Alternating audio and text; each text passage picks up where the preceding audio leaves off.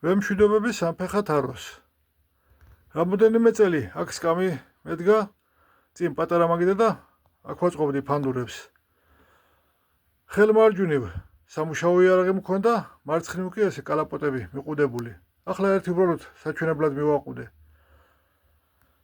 მithქვამს, რომ პატარა სახელოსნო მაქვს, ადგილი ყოველთვის მიჭირდა, ახლაც მიჭირს და ამ ხელა ადგილს ხوار დავკარგავდი. ამიტომ აქ თარო გავაკეთე, მაგრამ მეოთხე ფეხი კალაპოტის გამოღებაში ხელს შემიშლდა და ამიტომ გადავწყვიტე სამფეხა თარო გავაკეთე.